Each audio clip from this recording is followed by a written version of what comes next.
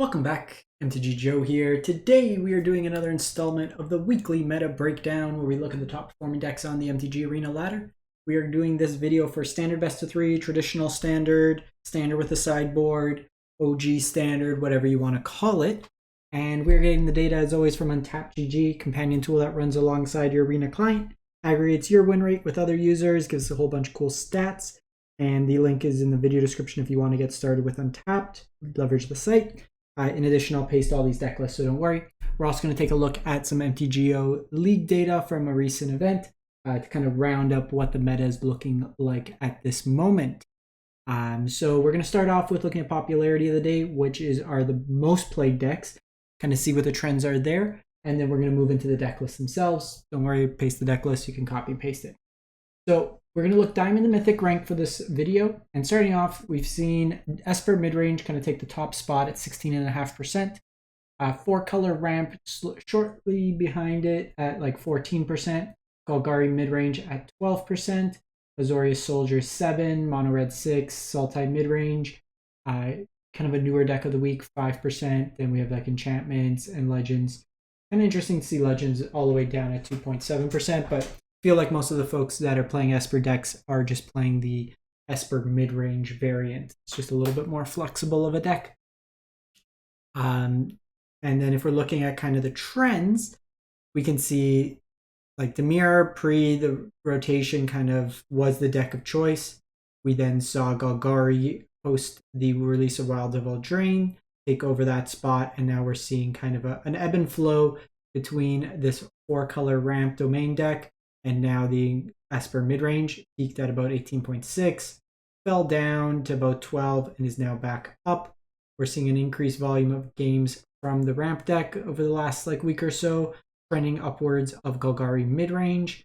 And then kind of a plateau, we see Mono Red peak at about just under 9%, fall down to about 5%, kind of normalize around 5.5%, along with the Soldier deck at about 7%. Largely just seeing Dimir kind of completely fall off.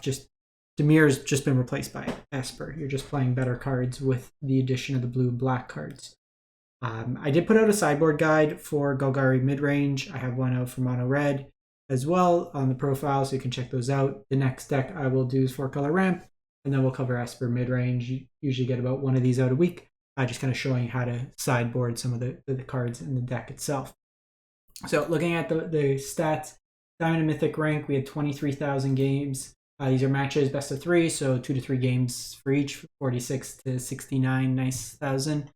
And again, Esper midrange most played, highest win rate deck, 65%. And kind of a wild stat I saw over the weekend, we had the Mythic qualifier, which was standard this weekend. The first time I've ever seen someone post a clean 7-0 both days. Perfect 14-0 record with the qualifier playing Esper midrange. This deck's got pretty much like every busted card in the format, and it is got an answer for everything. Super flexible, lets you play anywhere between an aggressively oriented deck midrange to control. You are leveraging kind of the Legends package of Dennick, Lord Skitter, Rafine, Sheoldred, but you're not bound with like Thalia and stuff like that. So you can play, 6 pieces of targeted removal between Go for the Throat, Cut Down, Make Disappears as counter, Wedding Announcement. Just a very difficult card for a lot of decks to deal with, especially like the Golgari decks, stuff like that. Often providing you a lot of value. Wandering Emperor, just as a punishing effect if your opponent only attacks with one thing, especially if it doesn't have Vigilance, and then lets you kind of play that instant speed game. Rafine helps you dig to find the answers you need, gains you a whole bunch of life with Sheoldred as well, and then you have the element with Virtue of Loyalty, where early game is just a flash, vigilance attacker or blocker, and then late game you slap it down and your creatures just keep getting bigger. Plays really nicely with the Wedding Announcement as well. Only 2 copies of Plaza Hero, but used as a protection spell, some Restless Cottage or Fortress as creature lands kind of mixed into the deck itself. Your sideboard, you have just a smattering of early removal for the more aggressive matchups, whether it be Cut Down, Elspeth Smite, or Anoint with Affliction. Destroy Evils, a flexible card because it can be brought in against enchantment-based strategies. Good against the domain ramp because not only does it hit all their creatures, it also deals with the Leyline Bindings, be brought in to deal with your opponent's wedding announcements, stuff of that nature. For the big mana decks, you just shift into a more tempo-based strategy with Disdainful Strokes and Negates to back up. And in the grindier matchups, you have Kaido, which plays really nice.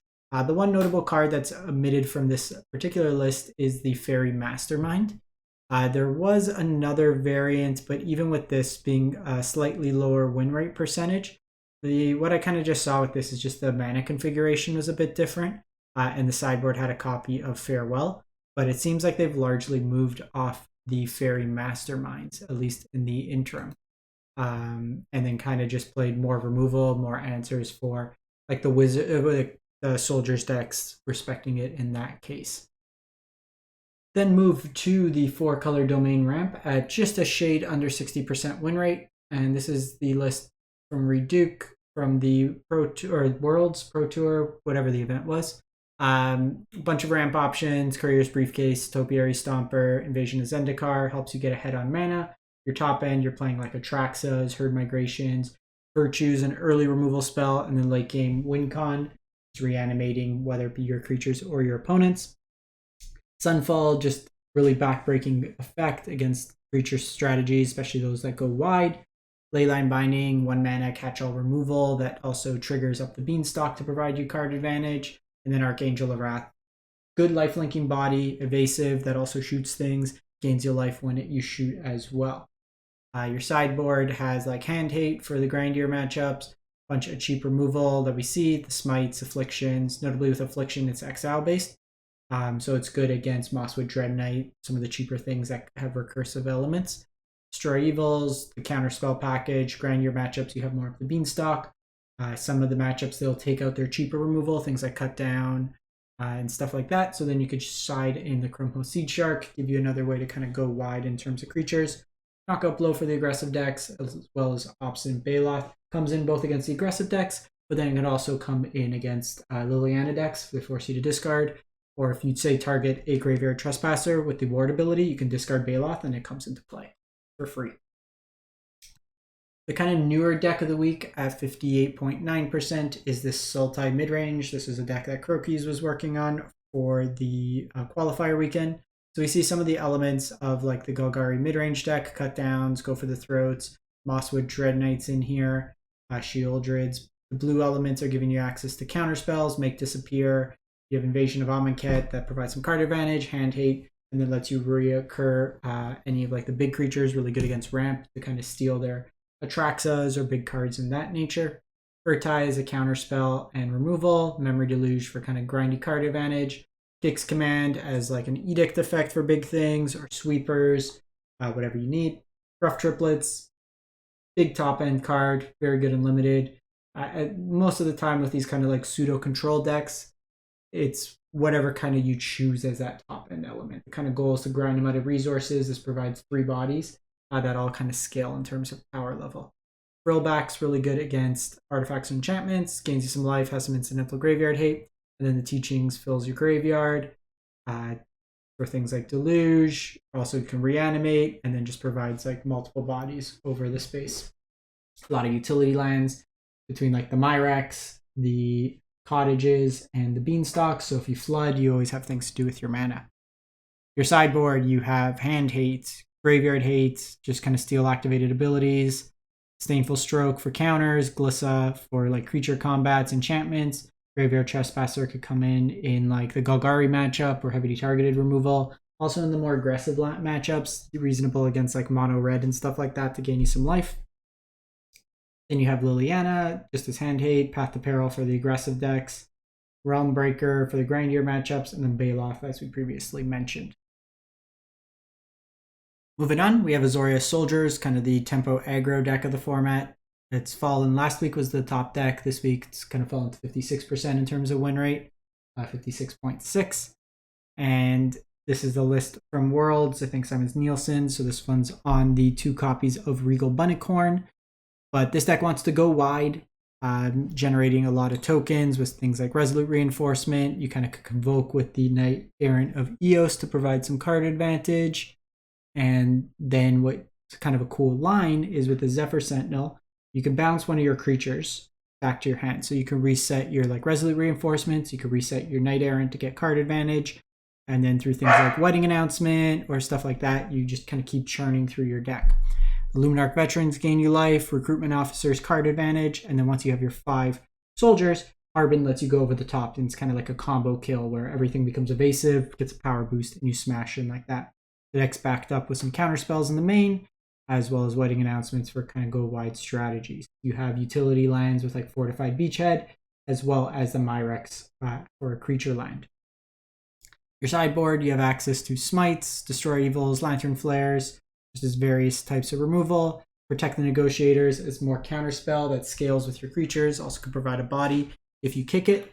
Regal Bunnicorn for the creature mirrors, just another card that gets bigger. Really good against like non-black based removal decks. Toski's Welcome for the Grindier matchups, a card that just lets you get some card advantage. And then in like the sweeper heavy matchups, you have Wandering Emperor as well, kind of flash in.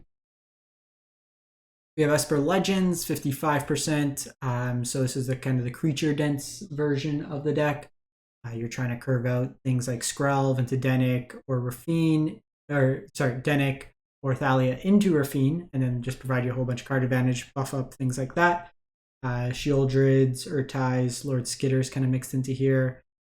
This one will have Fairy Mastermind in it. Fairy Mastermind's a nice mirror breaker in the Rafine mirrors, because when your opponent draws from Rafine, while they're drawing and discarding, you're just netting the additional card in terms of free draw.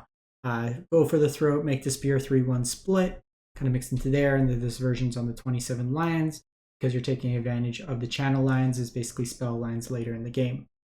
Sideboard just has early removal and cut down, protection and Surge of Salvation, some counter spells, blot out as a removal spell, Wedding Announcement in the Grindier matchups, and then AO for the non-exile based.